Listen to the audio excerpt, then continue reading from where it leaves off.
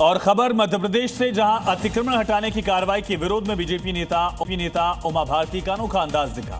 गरीब दुकानदारों के समर्थन में वो खुद सड़कों पर उतरे, ठेला लगाकर पोहा और जलेबी बेची। मध्य प्रदेश के टीकमगढ़ में पूर्व मुख्यमंत्री उमा भारती ने अनोखे अंदाज में जिला प्रशासन के अतिक्रमण अभियान का विरोध किया। उन्होंने सड़क किनारे ठेला लगाकर पोहा और जलेबी बेची। ये कदम प्रशासन के एक दिन पहले हटाए गए छोटे दुकानदारों के समर्थन में उठाया गया। उमा भारती ने दुकानदारों से उसी जगह पर दोबारा ठेले लगाने का आह्वान किया। साथ ही प्रशासन से अपील की कि गरीबों की रोजी रोटी न छीनी जाए। इस विरोध ने स्थानीय स्तर पर गरीब व्यापारियों के मुद्दे को फिर से चर्चा में ला दिया। और बड़ी खबर है, राजस्थान के श्री गंगानगर से बॉर्डर पार से 1.5 किलो हेरोइन बरामद की गई है। 3 दिन में 16 किलो हेरोइन जब्त की गई है। करीब 50 करोड़ की हेरोइन पकड़ी गई है। इससे पहले बाड़मेर में भी ड्रग्स की बड़ी खेप पकड़ी गई और अब राजस्थान के श्री गंगानगर में बॉर्डर पर ड्रग तस्करी का एक बड़ा खुलासा। खबर जयपुर से है, जहां जयपुर घूमने जापान से आई महिला पर्यटक से छेड़खानी का मामला सामने आया। पुलिस ने इलाके में लगे सैकड़ों सीसीटीवी कैमरों की जांच शुरू कर दी। फिलहाल एक आरोपी पकड़ा गया। जयपुर के आमेर में विदेशी महिला पर्यटक से छेड़छाड़ के मामले में पुलिस ने कार्रवाई करते हुए एक आरोपी को गिरफ्तार किया है। वारदात 5 अप्रैल की है, जब आमेर महल और जयगढ़ फोर्ट घूमने आई जापानी महिला के साथ 4 युवकों ने बदसलूकी की। पीड़ित की शिकायत पर आमेर थाने में मामला दर्ज किया गया। डीसीपी की अगुवाई में विशेष जांच टीम बनाई गई। पुलिस ने इलाके में लगे करीब 300 सीसीटीवी कैमरों की फुटेज खंगालकर संदिग्धों की पहचान की। जांच के बाद अमनुद्दीन को गिरफ्तार किया गया है। और अब देखिए देश की राजधानी दिल्ली से जुड़ी इस वक्त की 5 बड़ी खबरें। दिल्ली के सीएम रेखा गुप्ता ने बड़ा ऐलान करते हुए कहा कि राजधानी की 15 से 11 अवैध कॉलोनियां रेगुलर होंगी, जिनके पीएम उदय के तहत अब सीधे रजिस्ट्री कराई जा सकेगी। इसके लिए 24 अप्रैल से ऑनलाइन प्रक्रिया भी शुरू हो जाएगी। दिल्ली के रोहड़ी इलाके में आंधी तूफान के दौरान एक बड़ा हादसा टला। अचानक एक पेड़ बीच सड़क पर आ गिरा, जिससे चपेट में कार भी आ गई। गनीमत रहा कि इस हादसे में किसी प्रकार की जनहानि नहीं हुई। दिल्ली की साइबर पुलिस ने बड़ी कार्रवाई करते हुए 2 शातिर ठगों को मुंबई से गिरफ्तार किया।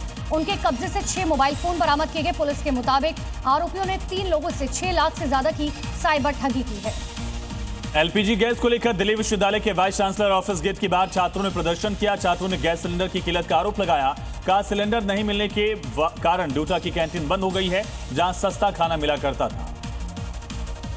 सिंगर और रैपर बादशाह टटीरी गाने से जुड़े हुए मामले में राष्ट्रीय महिला आयोग के सामने पेश हुए। उन्होंने अपने इस विवादित गाने को लेकर माफी मांगी। साथ ही उन्होंने वादा भी किया कि वो महिलाओं के उत्थान के लिए काम करेंगे।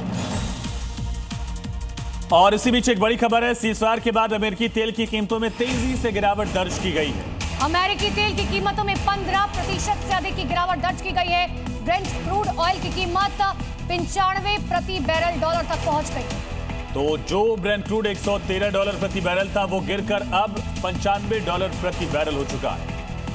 और बड़ी खबर आपको बता दें, व्हाइट हाउस के हवाले से बड़ी खबर है, 2 हफ्ते के सीज फायर पर अब इजराइल सहमत हो चुका है। बातचीत तक अपनी बमबारी इजराइल रोकेगा। तो तीनों ही देश इस सीज फायर पर सहमत है। इस वक्त की बड़ी खबर, इजराइल ने भी इस सीज फायर को लेकर सहमति जाहिर की है।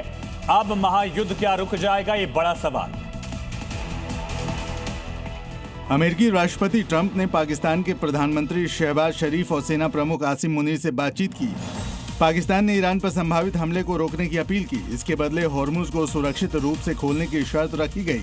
ट्रंप ने 2 हफ्तों के लिए ईरान पर हमले रोकने पर सहमति दी है।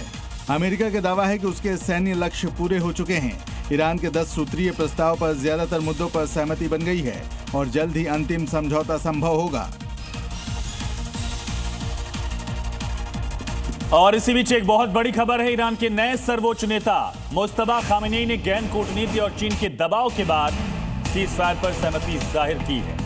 और 2 सप्ताह के संघर्ष विराम पर आखिरकार सहमति जता दी है। एक तरफ पाकिस्तान क्रेडिट ले रहा है, दूसरी तरफ चीन क्रेडिट ले रहा है, लेकिन इन सब के बीच में अच्छी बात यह है कि सीज फायर हो चुका है, क्योंकि पूरी दुनिया पर इसका असर पड़ रहा था। एक और बड़ी खबर आपको बता दें, सीज फायर पर ईरानी विदेश मंत्री अब्बास अरागची का बयान सामने है, जिसमें उन्होंने कहा सीज फायर के लिए धन्यवाद। अरागची ने कहा कि अमेरिका ने 15 सूत्री प्रस्ताव दिया था, ईरान ने 10 सूत्री प्रस्ताव पेश किया। और इसको लेकर अब 2 हफ्ते के लिए टर्म्स कंडीशन के साथ हॉर्मुज हम खोल रहे हैं, ये ऐलान किया गया सईद अब्बास अरागची की तरफ से। तो आखिरकार डोनाल्ड ट्रंप ने सीज फायर का ऐलान कर दिया है और उम्मीद है कि 2 हफ्तों तक किसी तरह की कोई बमबारी, गोलीबारी नहीं होगी। लेकिन इस सीज फायर में किन शर्तों पर जोर दिया गया है, एक रिपोर्ट के जरिए समझिए। अमेरिका के राष्ट्रपति डोनाल्ड ट्रंप ने 2 हफ्ते के लिए ईरान पर बमबारी रोकने की सहमति जताई। ये सहमति उनकी डेडलाइन की रात 8 बजे की समय सीमा से 2 घंटे पहले बनी। लेकिन इस सीज फायर में किन शर्तों पर बात बनी वो भी जान लीजिए। दोनों देशों के बीच 2 हफ्ते का सीज फायर हुआ है। हुर्मुज़ को खोलने पर सहमति बनी है। अमेरिका ने 15 सूत्रीय प्रस्ताव भेजा था और ईरान ने 10 सूत्रीय प्रस्ताव भेजा था। दोनों देशों के 10 सूत्रीय प्रस्ताव पर बात बनी। सीज फायर पर इजराइल भी राजी है। 2 हफ्तों के बाद अंतिम समझौता तैयार होगा। ऐसे में उम्मीद की जा रही है कि आने वाले दिनों में दुनिया में ईंधन को लेकर जारी टेंशन कम होगी।